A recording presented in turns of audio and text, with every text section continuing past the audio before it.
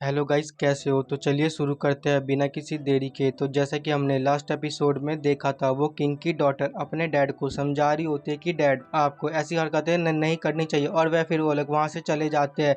ये देख के चीक कह रहा था, आखिर ये बेवकूफ लोग ये कौन है? आखिर इन जैसे बेवकूफ लोगों को हेवनली प्लेस में कौन लेके आए? फिर वो सर्वेंट ची के कान में बताते हुए कह रहे होते, सर ये जितने भी लोग हैं ये सभी लोअर वर्ल्ड से मिस्टीरियस एंड के द्वारा दावत पे बुलाए गए हैं। ये जितने भी लोग हैं ये सभी मिस्टीरियस एंड के लिए मोस्ट इंपॉर्टेंट चेस पीस है। इसीलिए मैं आपको एक एडवाइस देना चाहूंगी कि आप गलती से भी इन लोगों को ऑफेंड मत कीजिएगा।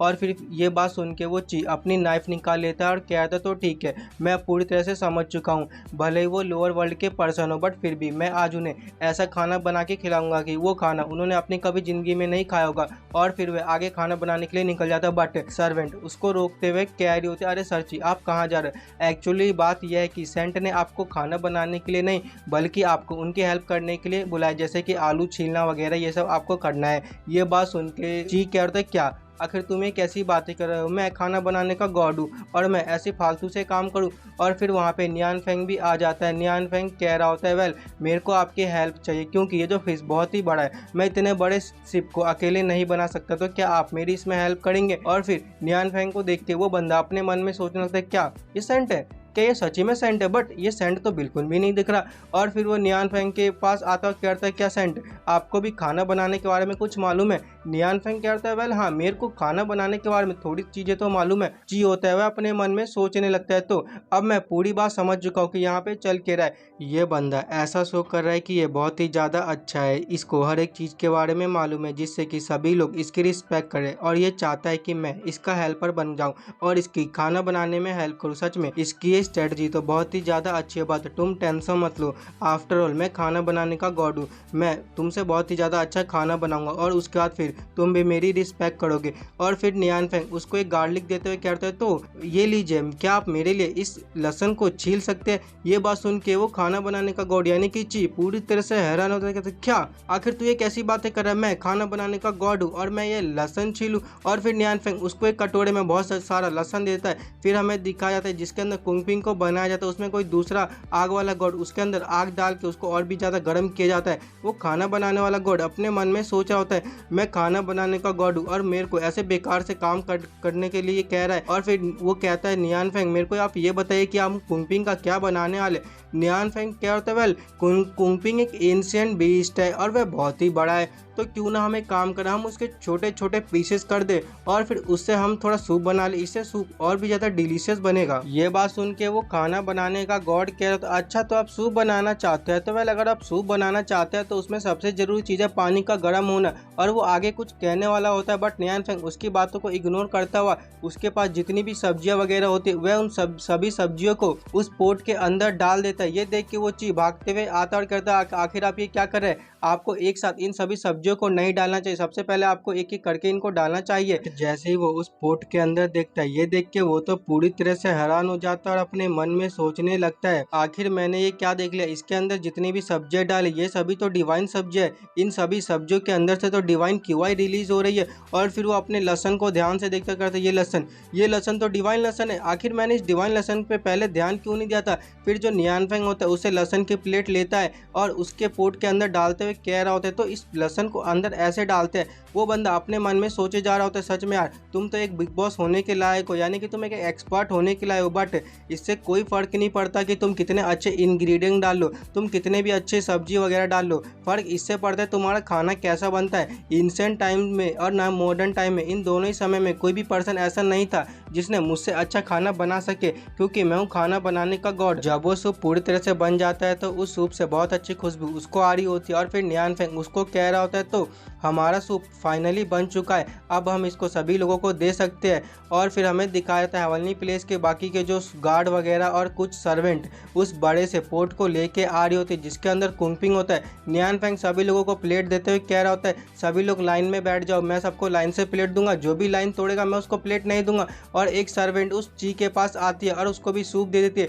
बाकी के अपने जितने भी लोग वह सभी सूप पी के बहुत ज़्यादा खुश हो जा रहे होते हैं। उन्हें देख के वो ची अपने मन में सोचे जा रहा था, सच में यार इन लोगों का तो हम कुछ नहीं कर सकते। इन्हें देख के ऐसा लगता है कि इन्होंने ये खाना ये पहली बार खाया है, इसीलिए ये बहुत ही ज़्यादा खुश हो चुके हैं। सच में इन लोगों के साथ काम करना तो बहुत ही ज़्यादा मुश्किल है। और वह गुस्से में आ जाता और कहता चाहे कुछ भी हो जाए, चाहे कुछ भी हो जाए, मैं इससे हारने वाला नहीं हूँ, इसलिए मैं इस सूप को जरूर एक बार ट्राई करूंगा। और नियान फेंग उसको देख के सोचने लगता है आखिर इस बेवकूफ़ को हुआ क्या। फिर जैसे ही वो चीज़ सूप को पीता है उसको बहुत अच्छी फीलिंग होती है। वो क्या करता है ये फीलिंग तो कितनी ज़्यादा मज़ेदार है। फिर उसकी बॉडी में आग लग जाती है और उसके सभी कपड़े वहीं पे फट जाते हैं। और यही सेम हाल बाकी लोगों का होता है, बाकी लोगों को भी कपड़े वहीं पे फट जाते हैं। और फिर वो चीज़ अपने आप को किसी बीच के ऊपर पाता है। वो कह रहा होता है ये कौन सी जगह है, क्या सेंट सच में इतना ज़्यादा डिलीशियस खाना बनाते हैं कि उसको खाने के बाद हमें ऐसा लगता है कि हम किसी दूसरे वर्ल्ड में आ चुके हैं। सच में यार सेंट तो बहुत ही ज़्यादा ग्रेट है। वो खाना बनाने के एक ऐसे लेवल पे जा चुके हैं जिसके बारे में मैं तो कभी सोच भी नहीं सकता। मेरे को हमेशा से ये लगता था कि मैं सबसे ज़्यादा ग्रेट हूँ, बस मैं तो सेंट के सामने कुछ भी नहीं हूँ, तो मैं तो एक नंबर का बेकार आदमी। फिर साइड से उसे किसी की आवाज़ आती है। वो आवाज़ कह रही होते आखिर तुम यहाँ पे बिना कपड़ों की कर के रहो, क्या तुम्हारे पास तुम्हारा चेयर और कपड़ा नहीं है। और फिर हमें दिखाया जाता है हमारे जितने भी लोग होते हैं वह सभी चेयर लगा के फुल मजे में बैठे होते हैं। और वो कहते हैं डूड आखिर तुम क्या कर रहे हो, क्या तुमने चैनल को सब्सक्राइब कर लिया, अगर कर लिया तो बहुत अच्छी बात है। फिर हमें बाहर की ओर दिखाया जाता है जहाँ पे ड्रैगन क्लैन का एक कोई मेंबर कह रहा होता है तो मेरा ये हाथ इस सूप को पीने के बाद फाइनली रिकवर हो चुका है। ये मेरा हाथ बहुत साल पहले टूट गया था और ये बड़ी मुश्किल से रिकवर हुआ है। और फिर हमें दाजी एंड फोनिक्स को दिखाया जाता है, वो दोनों कह रही होते तो इस सूप को पीने के बाद हमारे भी सभी इंजरी हील हो चुकी है। और दाजी अपने मन में सोचने लगती है तो स्टार्टिंग में तो मेरे को ऐसा लगा था कि मास्टर ने ये सब सिर्फ एंजॉयमेंट के लिए किया है, बट अब मैं पूरी तरह से समझ चुकी हूँ यहाँ पे जो भी चीज़ हो रही है वह सभी मास्टर के प्लान के अकॉर्डिंग ही हो रही है। मास्टर ये चाहते थे कि हम सभी लोग यहाँ पे मिलके एंजॉय करें क्योंकि हमने काफ़ी दिनों से एक दूसरे को नहीं देखा था। और फिर नियान फेंग दाजी के पास आता है और उससे कहता है अरे दाजी तुमने अपने सब्जियों को क्यों नहीं खाया, दाजी तुम सब्जियों को खाओ, सब्जियों खाने से हमारी शरीर और ज़्यादा मजबूत होती है, तो जल्दी तुम उन सब्जियों को खाओ। दाजी कहती है अच्छा ठीक है मैं उन सब्जियों को अभी खाती हूँ। और फिर हमें दिखाया जाता है दो लोग आपस में बात कर रहे हो। तो सच में किसने सोचा था कि हवलनी प्लेस में ऐसी दावत चल रही होगी, ऐसी चीज़ सिर्फ नियान फेंग जैसे ही मास्टर कर सकते हैं। तुम अपने आसपास का नज़ारा खुद ही देख सकते हो कि यहाँ के लोग कितने ज़्यादा खुश है। वह सभी आज बहुत ही ज़्यादा खुश है, सभी मिलके एक साथ एंजॉय कर रहे हैं। फिर सीन शिफ्ट होता है बाहर की ओर, हेवलनी गेट कह रहा होता है तो यहाँ पे अंडरवर्ल्ड से ब्लैक एंड व्हाइट भी आ चुके हैं। व्हाइट कह रहा होता है अरे तुम्हारा हेवलनी प्लेस तो अभी थोड़ा टूटा हुआ था ना, तो इतनी जल्दी कैसे ये रिकवर हो गया। ये बात सुन के वो गार्ड कह रहा था हाँ हमारा हेवलनी प्लेस तो रिकवर होता जा रहा है, बट तुम्हारे अंडरग्राउंड को देख के लगता है कि वो अभी थोड़ा सा ही रिकवर हुआ है, तुम्हें और भी ज़्यादा रिकवर होने की ज़रूरत है। फिर हेवलनी गेट कहता है तो यहाँ पे ड्रैगन आओ कियांग भी आ चुका है। ड्रैगन आओ कियांग आते हुए कह रहा होता है मैंने तो कभी सोचा ही नहीं था कि हम यहाँ पे ऐसे मिलने वाले, यह हमारे लिए कितनी अच्छी बात है कि हम सभी को नियान फेंग ने दावत पे बुलाए। आज हम सभी मिलके बहुत ही ज़्यादा एंजॉय करेंगे। और फिर उन तीनों को खाने की बहुत अच्छी स्मेल आने लगती है। वो कह रही होते वाह ये स्मेल कितनी ज़्यादा अच्छी है। और फिर वो तीनों भागते हुए अंदर चले जाते हैं, क्या जल्दी चलो वरना खाना ठंडा ना हो जाए।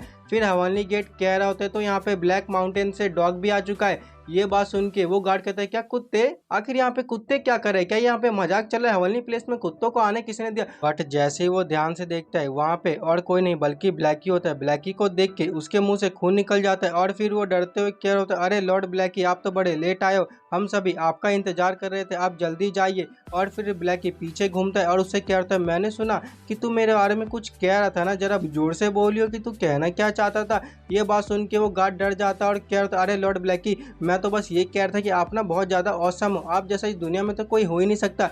और फिर वहाँ पे नियान फेंग की आवाज़ आती है। नियान फेंग कहता है अरे ब्लैकी तुम इतने लेट क्यों आ रहे हो। और फिर नियान फेंग उसके पास आ जाता है और उससे कह रहा होता है ब्लैकी तुम यहाँ पे अकेले क्या कर रहे हो, तुम्हारे साथ तुम्हारा डॉकिंग कहाँ है, तुम अपने साथ अपने डॉकिंग को क्यों नहीं लेके आओ। ये बताओ ये कितनी ज़्यादा बेकार बात है, तुम्हें अपनी लॉयल्टी अपने डॉग किंग को शो करनी चाहिए, इससे तुम्हें डॉग क्लैन में अच्छी रिस्पेक्ट मिलेगी। चलो ठीक है अगर तुम अपने डॉग किंग को नहीं लेके आए हो तो फिर तुम एक काम करो, तुम अपने डॉग किंग के लिए कुछ खाना पैक करके ले जाना, इससे तुम्हारा डॉग किंग बहुत ही ज़्यादा खुश हो पाएगा।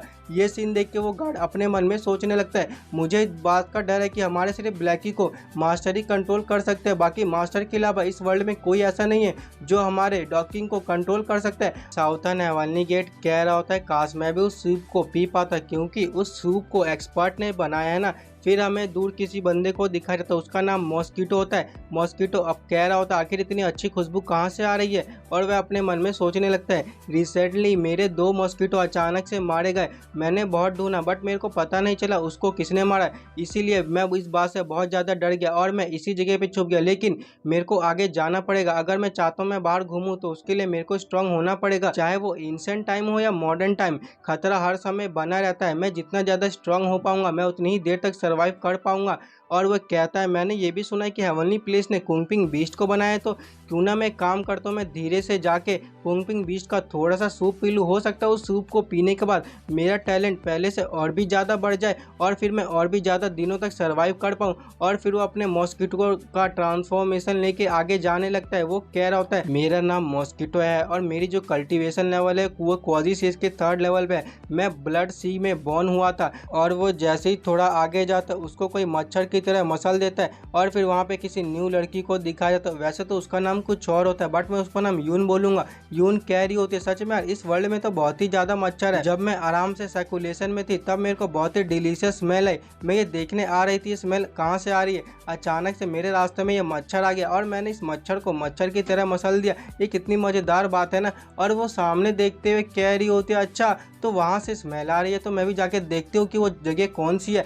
और फिर हमें अंदर दिखाया जाता है हेवनली प्लेस के, जहाँ पे एम्परर और क्वीन बड़ी शांति से सूप पी रहे होते हैं। फिर उन्हें भी बहुत ही ज़्यादा पावरफुल प्रेशर फील होता है। क्वीन कह रही होती है ये प्रेशर इतना ज़्यादा स्ट्रॉन्ग है, क्या तुम्हें पता है ये किसका प्रेशर है? एम्बर क्या होता है नहीं मैं इस बारे में कुछ भी नहीं जानता, हो सकता है ये बहुत ही ज़्यादा पावरफुल एनिमी का प्रेशर हो, मैं भी नहीं जानता कि कौन इतना ज़्यादा पावरफुल एनिमी कहाँ से आ गया। क्वीन कहती है क्या हमें इसके बारे में मास्टर को बता देना चाहिए?